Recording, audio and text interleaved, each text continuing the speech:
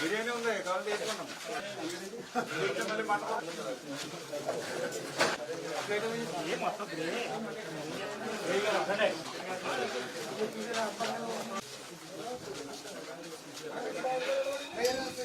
ప్రతి వ్యక్తి ఆఖరి మజిలీ అనేది శ్మశాన వాటికతోనే ముగుస్తుంది కాబట్టి ఆ శ్మశాన వాటికలు కూడా అత్యంత సుందరమైనటువంటి కైలాస వనాలుగా తీర్చిదిద్దాలని ఆ రోజు పాలకొల్లు పట్టణంలో ఒక మంచి కైలాస వనాన్ని మనం తీర్చిదిద్దాం.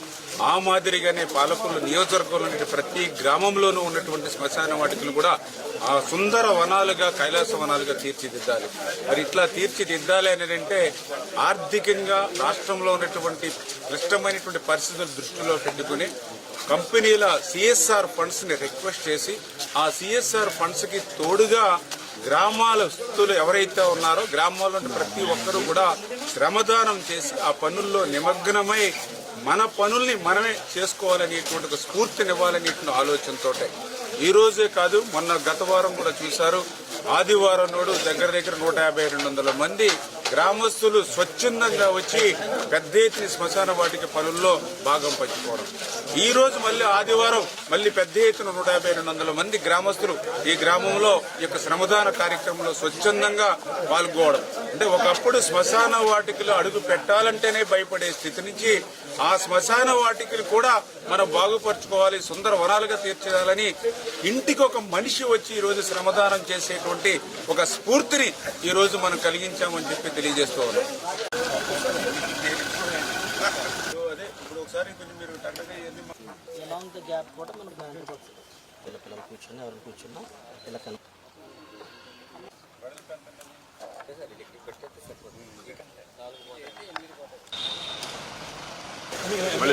అదే పాయింట్ ఎత్తే నాకు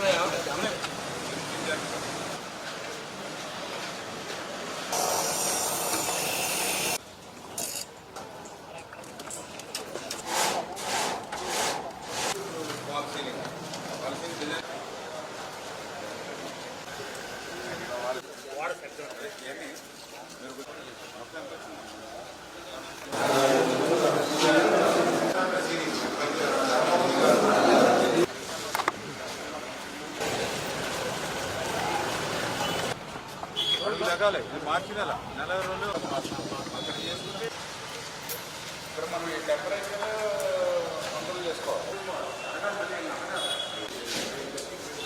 ఇవి కూడా కొంచెం మంచి ఇచ్చుకోవాలన్నమాట.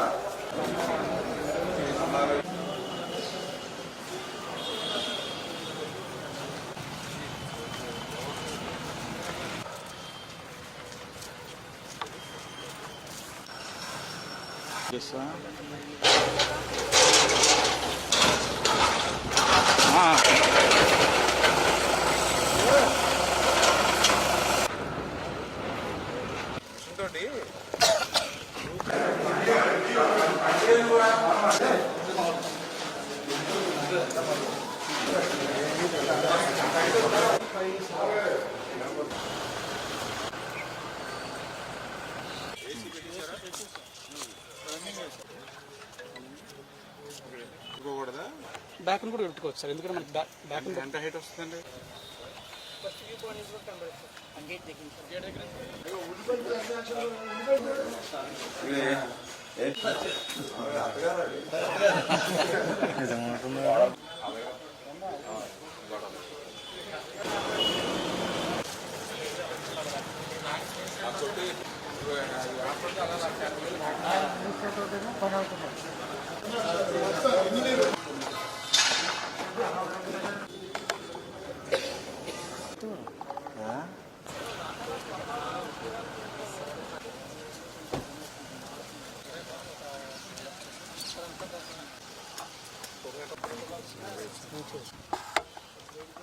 ఈవేళ ఉదయం నుంచి ఈరోజు మధ్యాహ్నం కూడా దాటి సాయంత్రం అవుతున్నటువంటి దశలో కూడా మరి మన తెలుగుదేశం, జనసేన, బీజేపీ మన నాయకులు కానీ అదేవిధంగా అధికారులు కానీ భోజనాలు కూడా లేకుండా ఉదయం నుంచి మరి సాయంత్రం వరకు కూడా ఈ వర్క్స్ ని ఇన్స్పెక్షన్ చేస్తున్నామనంటే ఈ చేసేటువంటి ప్రతి పని కూడా ప్రజలకు ఉపయోగపడాలి.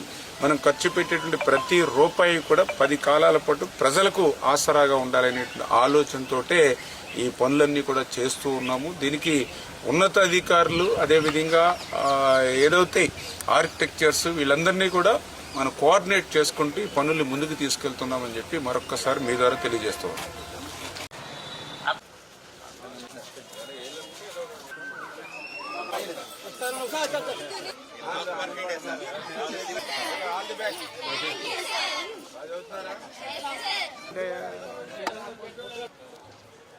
సంవత్సరాలు ఉద్యోగం చేశాను.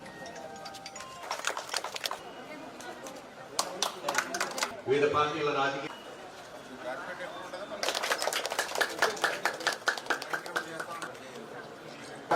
సార్ ఇదే వరండి అందరూ వచ్చండి. మీరు అసలు ఏంటని అడిగితే మీరేమనండి పాలకొల్లు రామారాయుడు గారు మీ ఎమ్మెల్యే గారి వల్ల మేము ఒక రైతుకి ఎకరంలో 3 లక్షలు తీసానండి సార్. మొత్తం 3 రకాలు పంటలేసాను. ఈరోజు ఈ యొక్క భారతదేశంలోనే కాదు, ఈవేళ ప్రపంచ దేశాలన్నీ కూడా ఈవేళ యోగా చుట్టూ తిరుగుతూ ఉన్నాయి. ఎందుకంటే చిన్న జలుబు దగ్గర నుండి ప్రాణాంతకమైనటువంటి వ్యాధుల వరకు కూడా నిరోధించగలిగేటువంటి శక్తి ఈవేళ యోగాలో ఉన్నటువంటి పరిస్థితి. అంతకు మించి ఒక మంచి శారీరకమైనటువంటి దారుఢ్యమే కాదు, మంచి మానసికమైన ఉల్లాసం కూడా ఈరోజు యోగా వల్ల కలుగుతోంది. ఇటువంటి బహుళ ప్రయోజనాలతో కూడి ఉన్నటువంటి యోగాను ఈరోజు ప్రతి ఒక్కరూ కూడా ఆచరించడం, అందులో ముఖ్యంగా మన పిల్లలు. ఎందుకంటే వీళ్ళకి నిత్యం ఒత్తిడితో కూడిన విద్య అనేది ఈరోజు ఉంటుంది. అటువంటి ఒత్తిడిని తగ్గించడానికి యోగా అనేది చాలా చాలా అవసరం. పరీక్షల్లో మంచి మార్కులు సాధించాలన్నా వాళ్ళ బ్రెయిన్ ఫ్రెష్గా ఉండాలి, వాళ్ళు హెల్దీగా ఉండాలి, యాక్టివ్గా ఉండాలి.